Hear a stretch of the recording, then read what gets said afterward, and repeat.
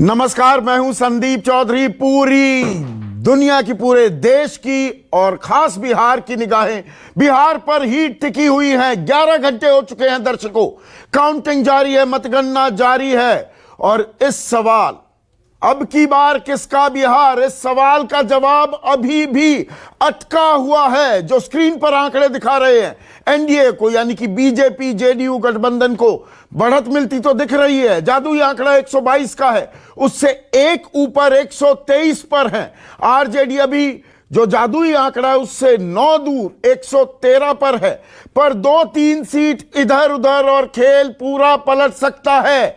यह त्रिशंकु विधानसभा में भी तब्दील हो सकती है। इसीलिए मैं कह रहा हूं, अब की बार किसका बिहार, यह सवाल जो है इसका जवाब अटका हुआ है। और अब की बार एनडीए की बढ़त के आधार पर कहूं तो मैं ये कहूंगा, अब की बार एनडीए सरकार, अब की बार नीतीश कुमार की सरकार क्या बनेगी अगर एनडीए इसी आंकड़े पर अटक जाता है। यही अंतिम नतीजों में तब्दील हो जाते हैं, क्योंकि नीचे डिटेलिंग है।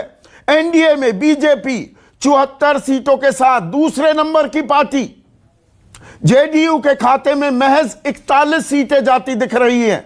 हम 3 और वीआईपी 5, जबकि आरजेडी 75 सीटों के साथ सिंगल लार्जेस्ट पार्टी बनती दिख रही है। कांग्रेस कमजोर कड़ी साबित हो रही है। विपक्षी महागठबंधन में 20 सीटों के साथ और 29 सीटों पर लड़ने वाला वाम खेमा 18 के साथ अच्छा खासा प्रदर्शन करते हुए, एक सपोर्ट देते हुए तेजस्वी को। लेकिन यह समर्थन भी, यह सपोर्ट भी अभी फिलहाल नाकाफी साबित हो रहा है, क्योंकि विपक्षी महागठबंधन 113 पर है। फिर से कह दूं, 2-3 सीट इधर उधर और खेल बिगड़ सकता है, खेल और इंटरेस्टिंग हो सकता है। त्रिशंकु विधानसभा भी हो सकती है। अभी 12 से 14 ऐसी सीटें हैं जहां जो अंतर है, वोटों का जो अंतर है वो 1000 वोट से भी कम है। तो मामला बहुत दिलचस्प। और देखिए, कहते कहते बीजेपी का आंकड़ा 73 पर चला गया है, जो 74 पर था।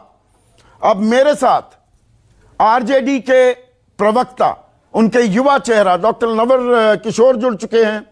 सीपीआई वाम खेमे ने अच्छा प्रदर्शन किया, उनके नेशनल सेक्रेटरी और मुख्य प्रवक्ता अतुल कुमार अंजान हैं।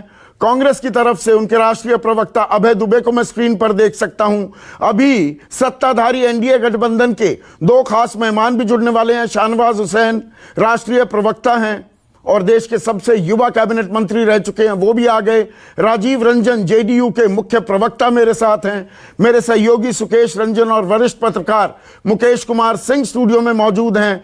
और एक और खास मेहमान योगेंद्र यादव, स्वराज इंडिया के संस्थापक, भी मेरे साथ जुड़ चुके हैं और जाने माने सोफोलॉजिस्ट रहे हैं। आजकल राजनेता का चोगा ओढ़ लिया है, चुनावी चर्चाओं में बहुत ही कम आते हैं, लेकिन हमारे शो में आए हैं। तो योगेंद्र यादव, आप ही से शुरू कर रहा हूं। ये मतलब आज का दिन तो बहुत ही दिलचस्प दिन रहा है। और मैंने आज सुबह ही कहा था कि जैसे अमेरिका में, ये कोरोना काल में अमेरिका में चुनाव हुए, बिहार में हुए, अमेरिका में भी 5 दिन लग गए एक क्लियर ट्रेंड बनने में, यहां 11 घंटे हो गए हैं। Is it still too close to call Yogendra Yadav, या क्लियर एडवांटेज है एनडीए को?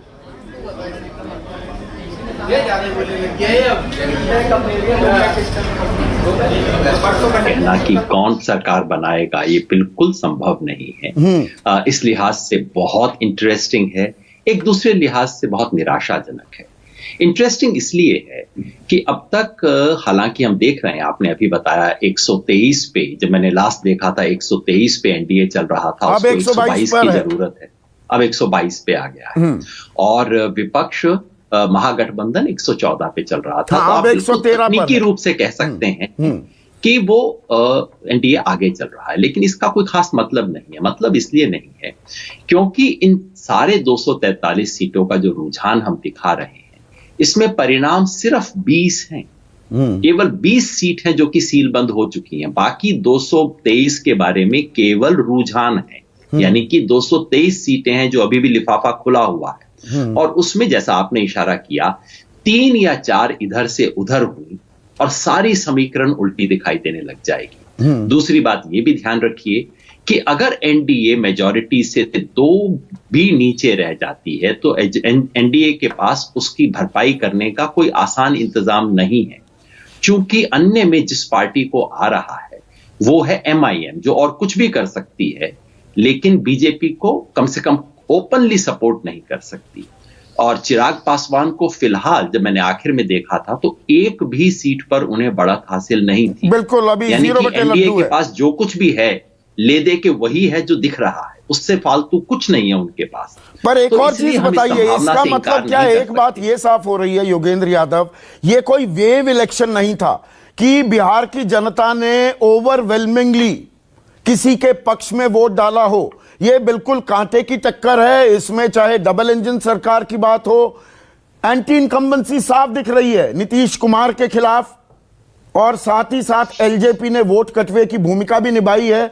एलजेपी ने बड़ा नुकसान किया है जेडीयू को। लेकिन विपक्ष की भी बात करें, ट्रैक्शन थी नौकरी के मुद्दे को लेकर, पर वो इतनी जबरदस्त नहीं थी कि कोई वेव, कोई बहार दिखे विपक्ष के फेवर में भी।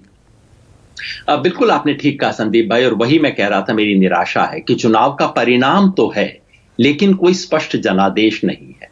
मुख्यमंत्री तो कोई ना कोई बन ही जाएगा लेकिन कोई जननायक नहीं उभरा है। मुद्दा बिल्कुल उठा, समस्या सामने आई बेरोजगारी की, लेकिन उसका कोई समाधान नहीं दिख रहा। सरकार के साथ असंतोष बिल्कुल था, स्पष्ट है, लेकिन उस असंतोष के मुकाबले में कोई और उससे बेहतर चला सकेगा ये विश्वास नहीं बन पाया। विश्वास नहीं बन पाया। इस बीच एक बड़ी खबर आ रही है, 1 मिनट के लिए रोक रहा हूं योगेंद्र यादव।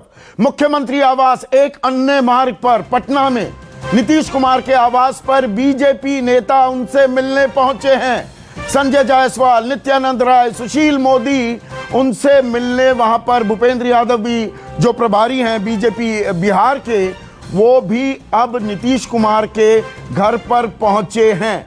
इस मुलाकात के मायने क्या? देखिए, चुनाव है, मुलाकात तो होती है, लेकिन मैं यहां पर बीजेपी 72 पर और जेडीयू 41 पर, इसीलिए मैं अभी ये कहने को तैयार नहीं हूं, अगर ये आंकड़ा अभी बहुमत से एक नीचे है एनडीए, अगर एनडीए बहुमत पार भी कर लेता है, अब की बार नीतीश सरकार कहने में अभी मैं अपने आप को रोक रहा हूं। गलत रोक रहा हूं क्या? ये सामान्य मुलाकात नहीं है। ऐसे में जब नीतीश कुमार एक डिसाइसिव लीडर के तौर पे इमर्ज करके नहीं आए हैं, उनका ये लॉजिक हो सकता है कि एलजेपी ने बहुत नुकसान पहुंचाया है। उनकी ये शिकायत हो सकती है कि एलजेपी को जिस तरीके से टेम करना चाहिए था नहीं किया जा सका। वो उनकी ये शिकायत इन्हीं की अयोध्या में आग लगाते रहे। उनकी ये शिकायत हो सकती है कि धरातल पे, जमीन पे हॉबनॉबिंग थी, बीजेपी के नेता एलजेपी की मदद कर रहे थे।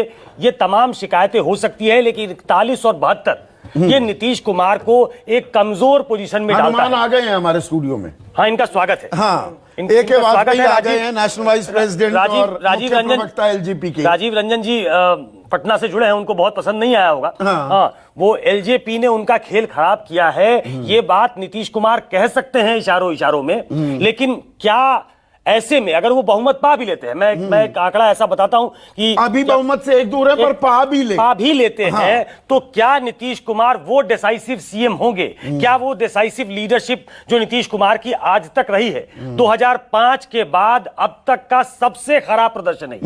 2005 में जब लालू प्रसाद यादव सत्ता से बाहर हुए थे तब उनकी 54 सीटें थी, और उसके बाद 2010 में एक तरीके से राउट हो गया, वो 22 पे पहुंच गए। अगर मैं स्ट्राइक रेट की बात करूं, 41 सीटें, लगभग 35% का स्ट्राइक रेट है।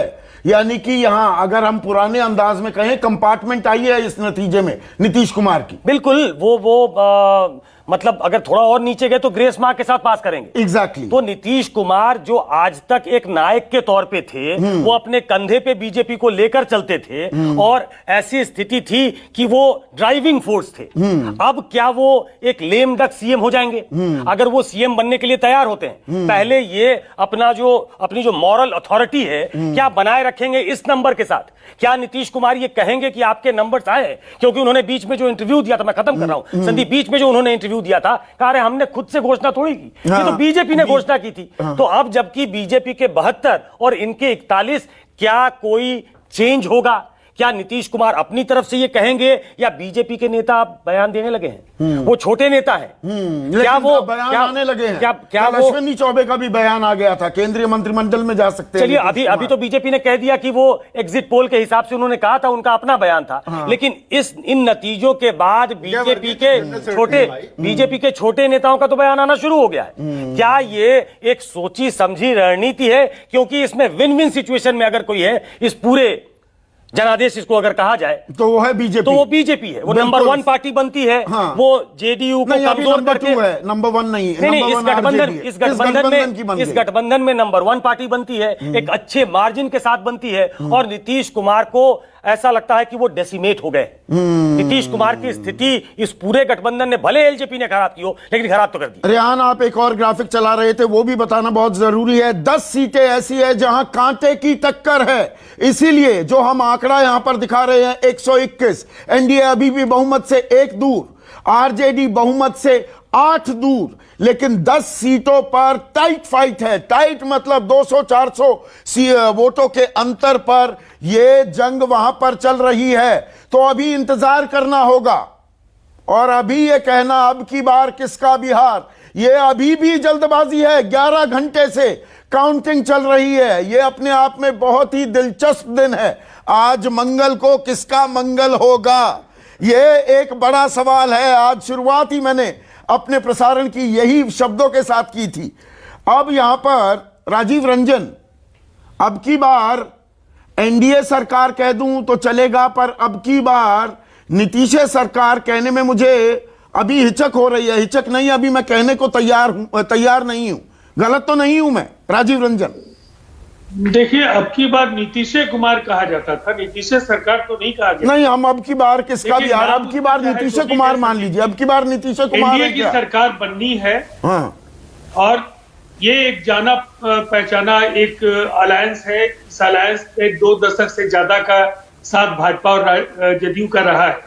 अगर 2.5-3 वर्षों का एक छोटा सा कालखंड छोड़ दें तो भारतीय जनता पार्टी के साथ सबसे करीबी रिश्तों का निर्वहन अगर किसी दल ने किया है तो वो जनता दल यूनाइटेड है। तो मुझे लगता है एनडीए की सरकार कहें या मुख्यमंत्री के नाम से अलायंस का नाम कहें, बहुत फर्क नहीं पड़ेगा। मतदाताओं को संदेश बिल्कुल स्पष्ट है कि गठबंधन की अगुवाई नीतीश कुमार जी कर रहे हैं। और इसका फैसला चुनाव के कई ऐसे अवसर थे जिसमें केंद्रीय नेतृत्व ने इस पर 2 टूक बात रखी। और जब ये पूछा गया कि सीटें कम होंगी, तब भी अमित शाह जी ने यही कहा कि सीटें कम हो या ज्यादा, हर परिस्थिति नीतीश कुमार कंफर्टेबल होंगे। आपने कहा अब की बार नीतीश कुमार, एक नारा वो भी था, बिहार में बहार है, नीतीश कुमार है। पर इस बार के नतीजों में एक बात साफ है, राजीव रंजन, बात तो सुन लीजिए।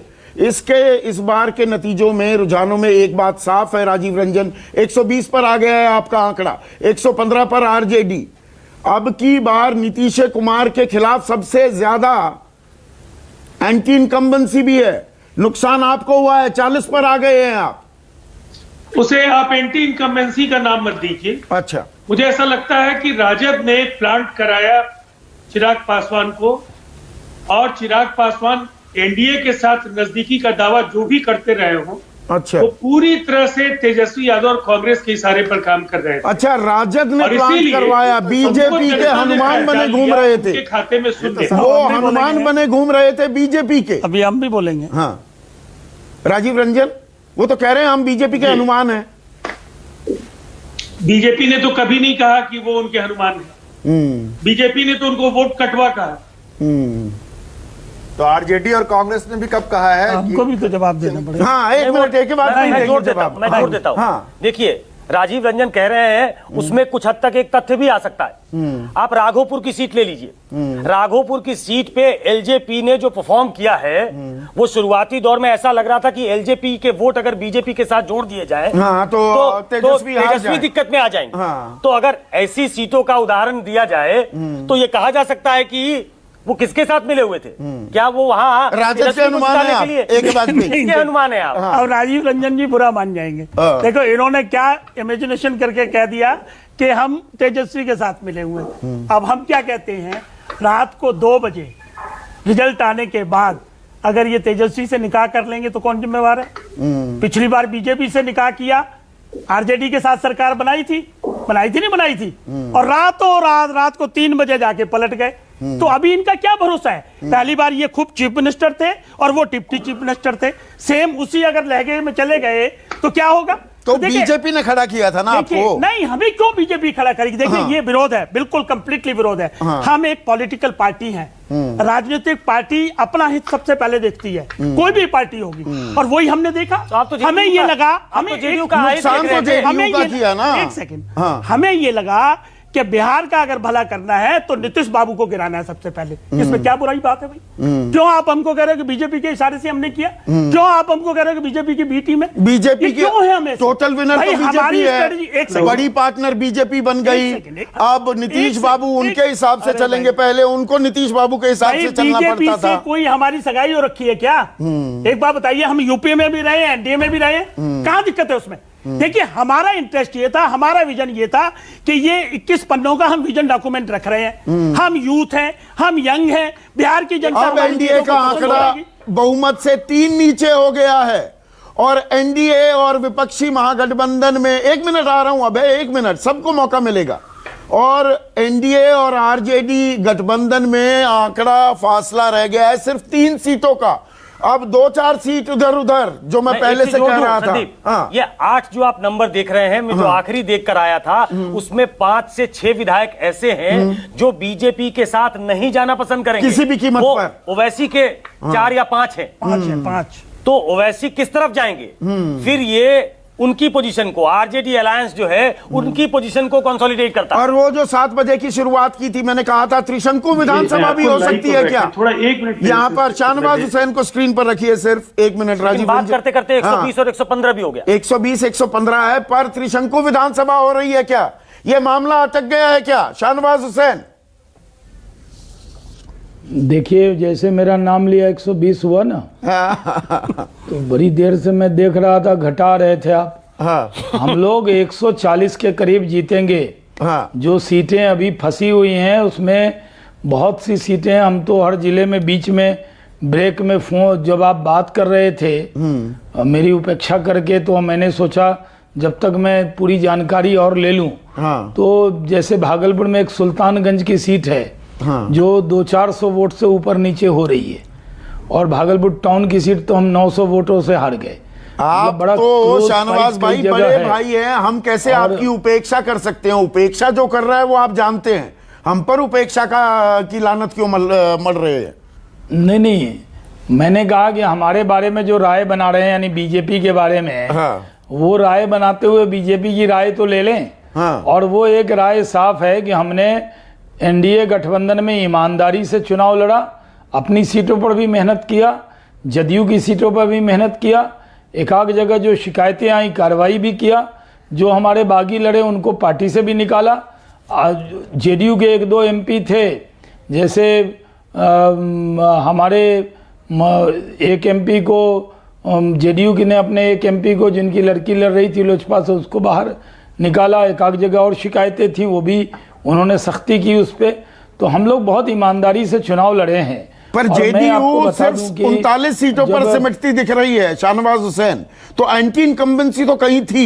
ये डबल इंजन सरकार के खिलाफ नाराजगी भी दिख रही है, बदलाव के लिए कोई हवा नहीं बही, दोनों चीजें हैं, ये मानेंगे आप? हाँ, आप देखिए, आपसे मैं स्पष्ट बात ही करता हूँ, और मैं स्पष्टता से कहता हूँ कि लोजपा जो जेडीयू की सीटों पे लड़ रही थी, और जिस तरह के हमले जेडीयू पे लोजपा के साथी कर रहे थे, वो बड़ा दुखद था। उससे उन सीटों पर अगर लोजपा गठबंधन में होता तो लड़ाई नहीं होती, लेकिन वो जेडीयू की हर सीटों पर लड़ रहा था। बीजेपी की भी, जैसे हम भागलपुर टाउन हारे हैं, तो वहां लोजपा लड़ रही थी, जो 20,000 के करीब वोट ले गई। अब भागलपुर आपका इलाका है, तो आपको भी एलजेपी से दर्द है, इसीलिए आप खुलकर बोल रहे हैं।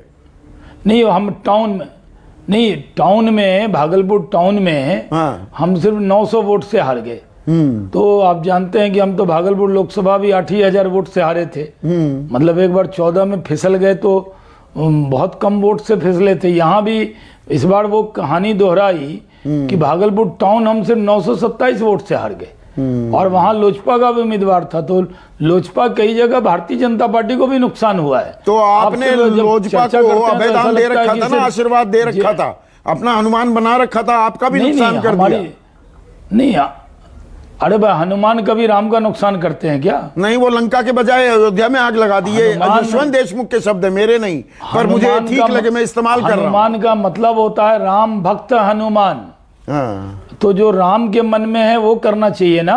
हाँ, तो वो नहीं किया ना, पर नहीं, आप राम को मानेंगे, राम की नहीं मानेंगे। तो ये सब बातें, वो अलग चुनाव लड़े, हम अलग लड़े, कई सीटों पर वो हमारे सामने भी लड़े। इसलिए मैं आपसे कह रहा हूं ये नतीजे अभी, ये सुकेश जी ने सही कहा कि बहुत सी सीटें फंसी हुई है।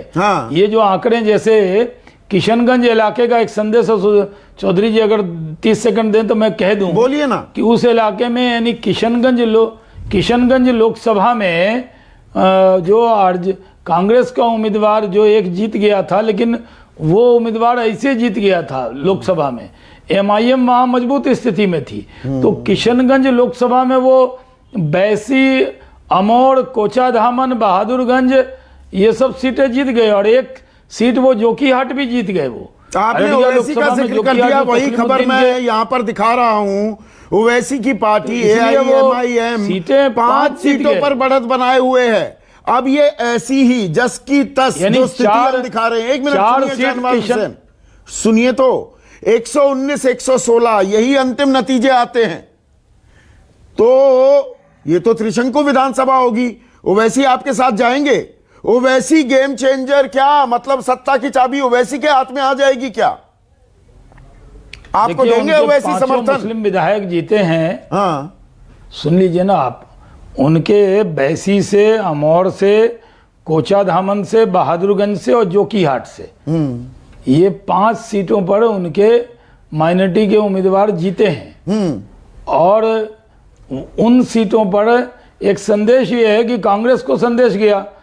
और जो राहुल गांधी किशनगंज गए थे, एक सीट किशनगंज टाउन की जरूर कांग्रेस मेरे सवाल का जवाब दीजिए ना। ओवैसी आपके साथ आएंगे? आप ले लेंगे ओवैसी का समर्थन? बहुल इलाका जो है, अरे हम अपने दम पर ही हुकूमत बना रहे हैं। नहीं बनती। अगर ये नहीं होता है, ओवैसी के हाथ में सत्ता की चाबी आ जाती है, ओवैसी का समर्थन लेंगे? सीधा सवाल पूछ रहा हूं मैं। एक मिनट, हाँ, एक मिनट। कोई नहीं, 10 बजे अगर देर तक आप कार्यक्रम चलाने वाले हैं तो 1-2 घंटे बाद फिर बैठा लीजिएगा, तब और अब की बात तब करेंगे।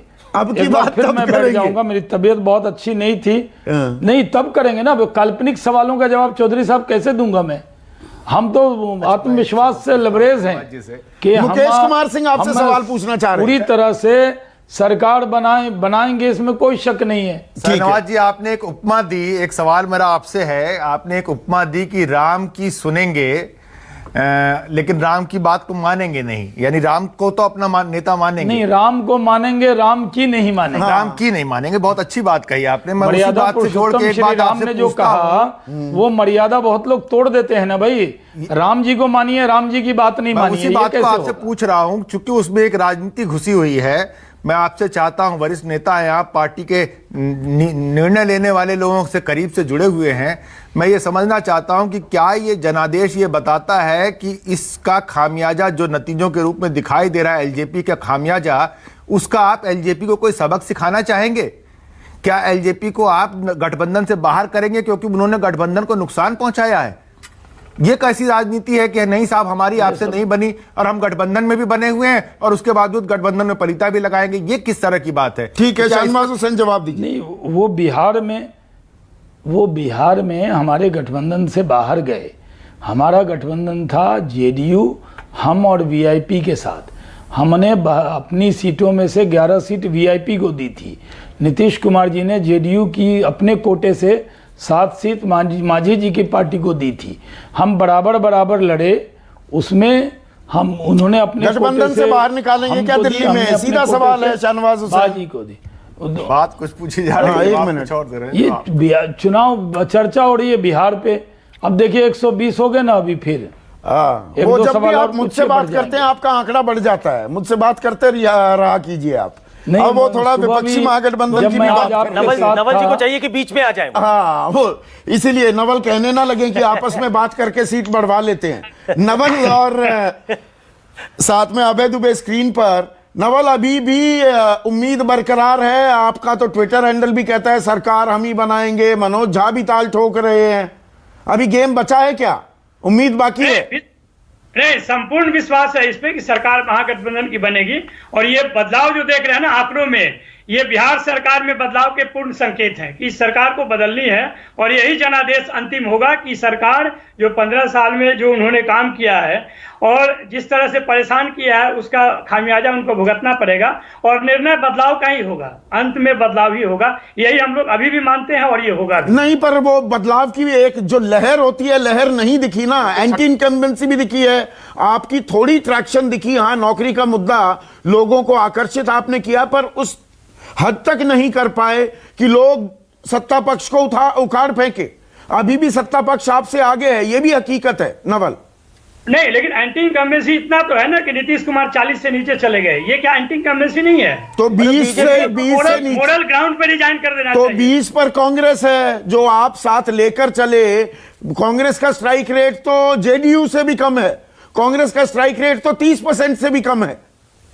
तो यह कहानी क्या कहता है फिर? नहीं, लेकिन जिसको भाजपा अपना नेता मानती है उसको तो बिहार की जनता ने रिजेक्ट कर दिया ना। वो नेता तो केवल नरेंद्र मोदी के नजर में है, अमित शाह के नजर में है, जेपी नड्डा के नजर में है, भाजपा के नजर में है, लेकिन बिहार के जनता ने उनको एक नेतृत्व के रूप में तो स्वीकार कर दिया। इसमें कोई डाउट तो नहीं है ना। ये तो ओवैसी कोई के भी हाथ मानेगा। में सत्ता की चाबी आ सकती है, वो किंग मेकर बन सकते हैं। ओवैसी से समर्थन लेने को तैयार रहेगी आरजेडी, लेकिन उसकी जरूरत नहीं पड़ेगी। अभी आप देखिए, जरूरत समय पड़ी जैसे तो जैसे जाएगा, कन्नी क्यों जैसे काट रहे हैं? जैसे- शाहनवाज हुसैन भी भाग गए इस सवाल से। देखिए, ओवैसी से परेशानी है आपको? नहीं, मैं कहता हूं कि बिहार की जनता जो निर्णय करेगी हम उसके साथ हैं और निर्णय हमारे पक्ष में है। ये आपको चुनाव अभियान के दरमियान भी दिखा और चुनाव के निर्णय के अंत में भी दिखेगा। संदीप जी, इसलिए अभी सवाल उनसे पूछिए जिनको परेशानी है। आप परेशानी में है ना। एनडीए बहुमत से 2 दूर है, आप बहुमत से 7 दूर है। नहीं, हम लोग बहुमत से दूर नहीं है, हम लोग बहुमत के बहुत करीब हैं। तुरंत वो परिवर्तन होने वाला है। यह बदलाव ओवैसी को आप बीजेपी की बी टीम कहते थे, उनके साथ आप गठबंधन करने को तैयार होंगे? नहीं, ये तो देखिए, ये तो ओवैसी जी बताएंगे ना वो कहाँ जाएंगे। उन्होंने चुनाव लड़ा है, सुकेश कुछ उन्होंने पूछना चाह अपने रहे हैं। अलग नहीं, लड़ा है। वैसी वाला जवाब वो नहीं देंगे। हाँ। और एक सवाल के जवाब में जो उन्होंने कहा कि जिसको नेता मानते थे नीतीश कुमार, वो 40 के नीचे आ गए। तो चलिए, नीतीश कुमार नेता नहीं रहे, नीतीश कुमार की लोकप्रियता घट गई। बीजेपी 53 पे थी, वो 73 पे चली गई, 110 में 73, आपसे बेटर स्ट्राइक रेट है। तो नरेंद्र मोदी के बारे में आप ये कहेंगे कि नरेंद्र मोदी की विश्वसनीयता, उनकी लोकप्रियता बरकरार नहीं है? बीजेपी की लोकप्रियता, नरेंद्र मोदी की लोकप्रियता बिहार में बढ़ी है, क्या ये मानने को तैयार हैं आप?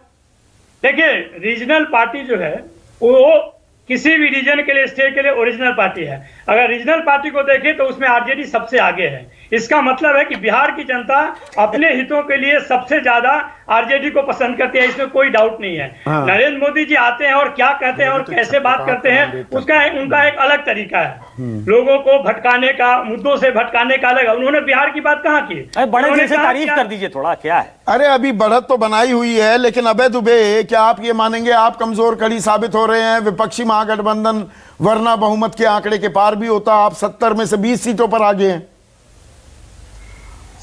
संदीप जी, आप देखते होंगे हिंदी पिक्चर में कि खलनायक पहले हावी होता है, फिर मध्यांतर होता है, क्लाइमैक्स हुआ है और क्लाइमैक्स के बाद हीरो उभर कर आ रहा है और जीत होगी। आज नोट करिए 130 प्लस सीटें, इसको नोट करके रखिएगा। एक बात। दूसरी बात, बार बार कह रहे हैं कि ये राम और हनुमान, अरे ये तो दशानंद है साहब। आपने देखा नहीं कैसे सत्ता का हरण किया था नीतीश बाबू ने बिहार की सीट पे छुरा घोंप कर? और जो एलजेपी कह रही सगाई नहीं हुई, वो बीजेपी के साथ लिव इन रिलेशनशिप में रह रहे थे। बीजेपी ने बड़ा स्ट्रेटेजिकली जो एंटी इनकम्बेंसी था उसको पूरा ठीकरा नीतीश बाबू के सिर उड़वा दिया। आप एनडीए की और बात करने ये लगे। दर्शाने की देखिए अबे दुबे, कोशिश की- दिक्कत क्या हो जाती है, जहां अनकंफर्टेबल सवाल पूछे जाएं तो एनडीए वाले आपकी बात कोई करने लगते uncomfortable नहीं हैं, है। आपसे पूछा जाए देखिए- आप एनडीए की बात करने लगते हैं। आप अपने बारे में बात कीजिए, कमजोर कड़ी साबित हुई क्या कांग्रेस? प्रॉब्लम ऑफ प्लेंटी हो गई थी, इतने उम्मीदवार नहीं थे या मुश्किल सीट दे दी? आरजेडी अच्छा कर रही है, लेफ्ट अच्छा कर रही है, आप नहीं कर पा रहे।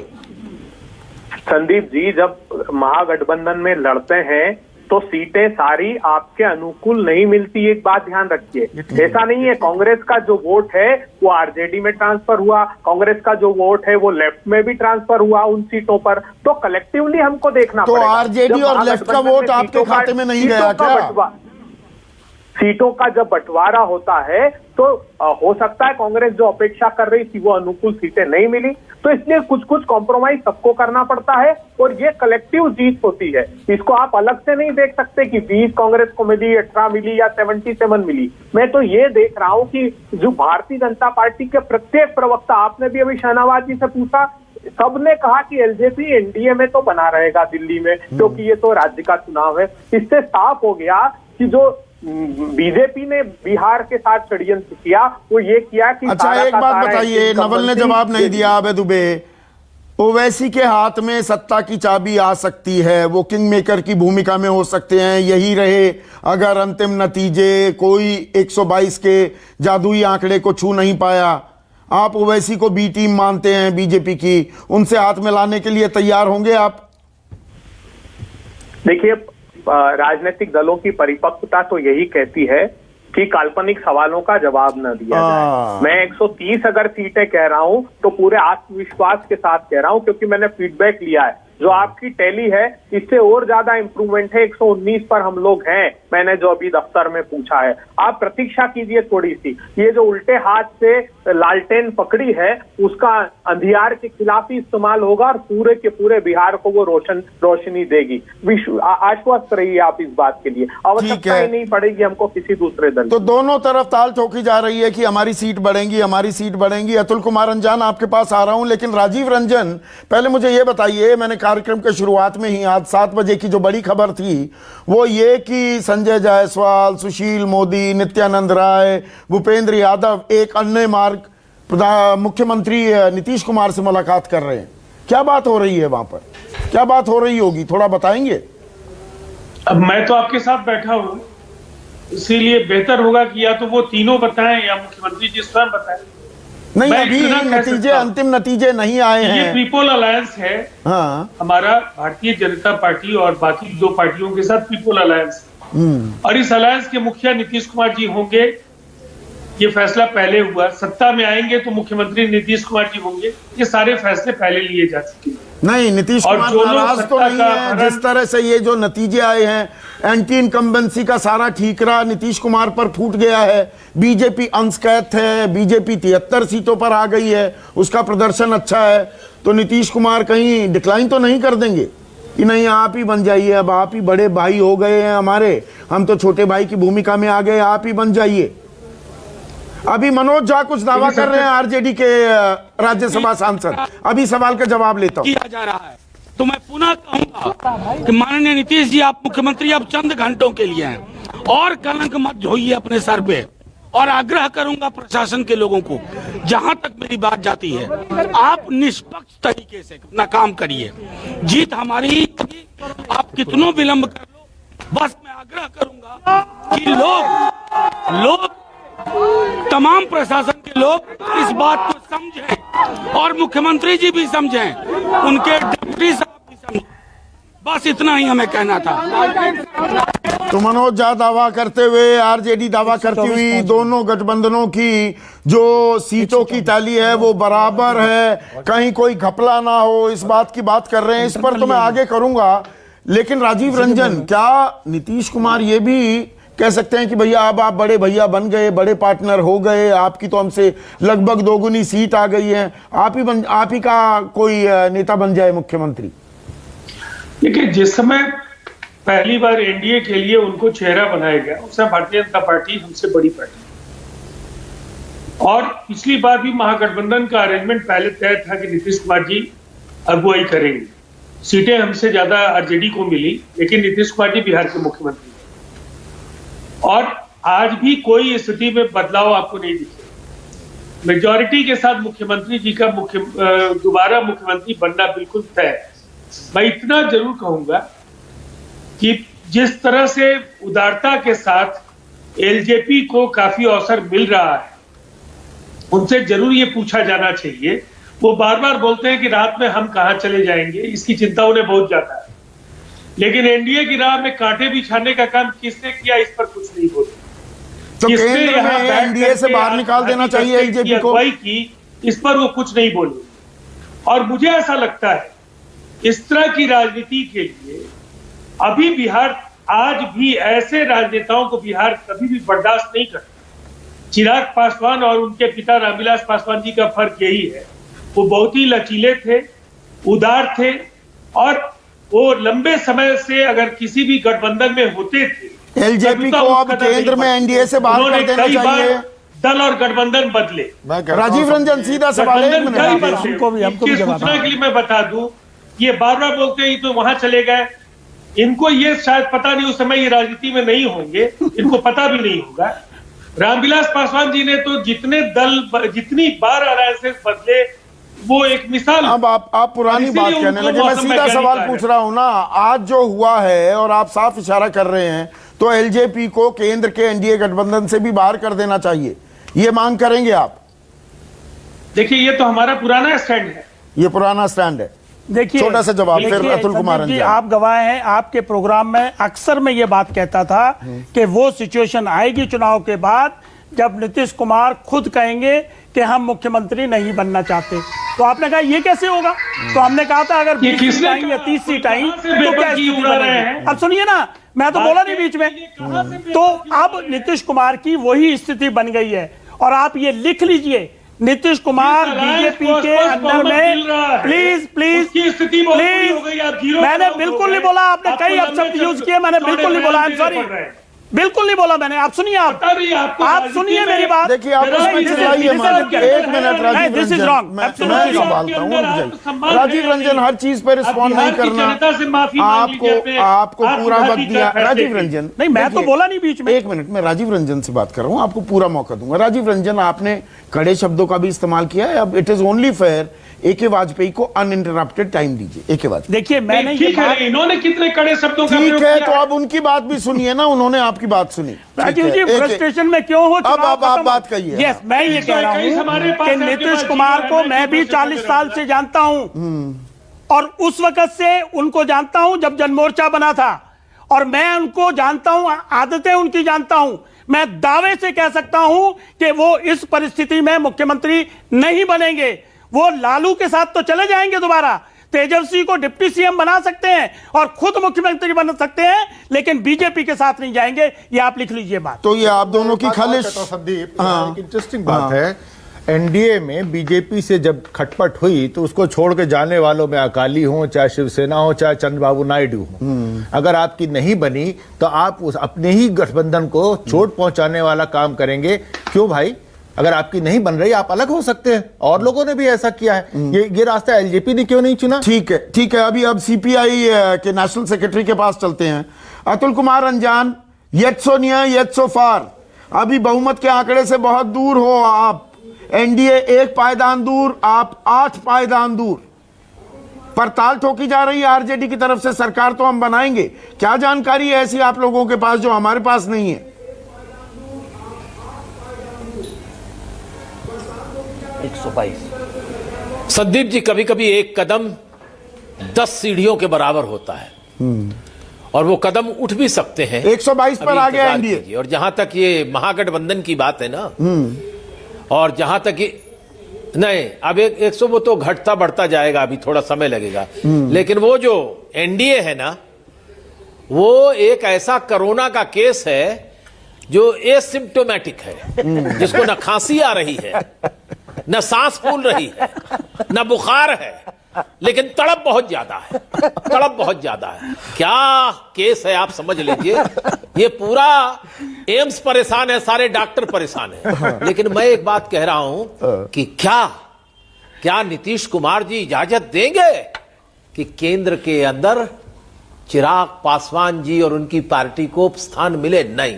और अगर एके वाजपेयी जी सही हैं कि जनता दल यूनाइटेड के मुख्यमंत्री पद से नीतीश कुमार जी हटने को तैयार हैं तो एक शर्त यह भी होगी कि केंद्र में एलजेपी का कोई मंत्री नहीं होगा। इस बात को भी ध्यान रखिए। और एक बात जो कह रहा हूं और आखिर कि अभी हम बहुत आगे पीछे चल रहे हैं, लेकिन नीतियों के स्तर पर हम कोई किसी से समझौता नहीं करते और बहस नहीं करते। लेकिन एक प्रश्न है, ये सवाल लाख का है कि ओवैसी जी के पास कौन सा ठौर है, कौन सा ठौर है बिहार की वर्तमान परिस्थितियों में? क्या हमने देखा है बहुत अवसरों पर, क्या वो पश्चिम महागठबंधन है? क्या आप लोग हैं? आप लोग के साथ देखा है, साथ आएंगे या आप लेंगे साथ ओवैसी को? अतुल कुमार रंजन, वाम खेमे का क्या पक्ष है इस बात में? हम ये कुछ नहीं जानते। नहीं, हमारा कोई पक्ष नहीं है अभी। हमारा उनका मतभेद कैसा है देखिए, ऐसा आपको बता दें, हम टूटना पसंद करते हैं विचारों में। अभी तो आप सुबह कह रहे थे आपको बदलना होगा। हम सांप्रदायिकता के संबंध में, चाहे वो बहुसंख्यक की सांप्रदायिकता हो चाहे अल्पसंख्यक की सांप्रदायिकता हो, हम सांप्रदायिकता से लड़ते हैं, इसमें कोई हम समझौता नहीं करते। योगेंद्र यादव हमारे साथ हैं अभी। योगेंद्र यादव, देखिए ये जो अभी तक चर्चा की है, अब ये आंकड़ा जो अटका हुआ है, ये त्रिशंकु विधानसभा के भी आसार दिख रहे हैं। ओवैसी के हाथ में चाबी आ सकती है सत्ता की, किंग मेकर बन सकते हैं। रीडिंग गलत है क्या ये? आज की तारीख में आप इस संभावना से इनकार नहीं कर सकते। कम से कम 7:45 बजे तो आप इस संभावना से इनकार नहीं कर सकते। पता नहीं क्यों मुझे लगता है, और इसके पीछे कोई साइंस नहीं है, कोई साइकोलॉजी नहीं है, कि आप 1-2 घंटा वेट कर लीजिए, हो सकता है सिचुएशन थोड़ा और क्लियर हो जाए। लेकिन मैं ईमानदारी से कहूंगा, बिहार के चुनाव में मुझे जो सबसे सकारात्मक पक्ष लगा वो लेफ्ट की परफॉर्मेंस लगी। लेफ्ट ने 29 सीट में से अभी 18-19 जीती हैं, और संभव है कि एक आधी और बढ़ जाए। न सिर्फ लेफ्ट ने जीती, बल्कि लेफ्ट ने आरजेडी को जिताया भी है अपने इलाके में, भोजपुर के इलाके में, मगध के इलाके में। अगर सबसे सकारात्मक वो है, तो मेरी दृष्टि में सबसे चिंताजनक पहलू एमआईएम का उभरना है। आप जानते हैं, आपके शो में मैं खुल के कहता रहा हूं, बीजेपी का उभरना इस देश के लिए जितना खतरनाक है, उतना ही मैं एमआईएम के उभरने को भी खतरनाक मानता हूं। क्योंकि अगर मुस्लिम राजनीति इस रास्ते पे गई तो ये देश के ऑलरेडी देश के सेकुलरिज्म को बहुत बड़ा खतरा है, बहुत दिक्कत है। और बीजेपी आरएसएस के उभार ने इस देश के सांप्रदायिक जो सेकुलर फैब्रिक है उसको बहुत तोड़ा है। और अगर एमआईएम उभरती है तो वो स्थिति को और कॉम्प्लिकेट करेगी, क्योंकि एमआईएम और आरएसएस या बीजेपी में बिल्कुल एक ये रिश्ता है कि एक की दुकान बढ़ेगी तो दूसरे की दुकान भी बढ़ेगी। ठीक है, आपने गंभीर आरोप लगा दिए हैं बीजेपी पर भी ओवैसी का विश्लेषण करते हुए। 40 सेकंड में जरा इसका रिस्पांस दीजिए शाहनवाज हुसैन, क्योंकि ब्रेक लेना पर रिस्पांस भी जरूरी हो जाता है। आप पर गंभीर आरोप है। नहीं, हमारा आरोप तो उस सोच पे है जो योगेंद्र जी रखते हैं। योगेंद्र जी की सोच ज़्यादा खतरनाक है, संघ या ओवैसी से भी ज़्यादा वो सोच खतरनाक है कि जो जनतंत्र में जो लोग बढ़ते हैं उनकी सिर्फ आलोचना करना, निंदा करना, उनके बारे में अपशब्द कहना, अच्छे शब्दों में लोकतंत्र में जीती हुई पार्टी के बारे में और देश के प्रधानमंत्री के बारे में और इस मुल्क से मोहब्बत करने वालों के बारे में एक राय बना लेना, और जो लोग सिस्टम के खिलाफ हैं उनको मदद करना। तो हम तो इस देश में जो लोग अर्बन नक्सल हैं, जो लोग टुकड़े टुकड़े गैंग के लोग हैं, या जो लोग ऐसे हैं जो लोकतांत्रिक तरीके में यकीन नहीं रखते, उन पे वो खतरा है देश के लिए। जो लोकतंत्र में चुनाव जीतता है, चाहे कोई भी हो, उसके बारे में इस तरह की राय नहीं रखना चाहिए। पता नहीं लगता ये अर्बन नक्सल कहाँ गए, कहाँ रहते हैं, क्या करते हैं। एक छोटा सा ब्रेक लेंगे, दोनों तरफ से आरोप प्रत्यारोप हो गए, इसलिए मैंने दोनों तरफ को पूरा मौका दिया। एक छोटा सा ब्रेक ले रहे हैं, अभी अटका हुआ है ये चुनाव। एक छोटा सा ब्रेक ले रहे हैं, ब्रेक के बाद और खबरें और चर्चा जारी। Presented by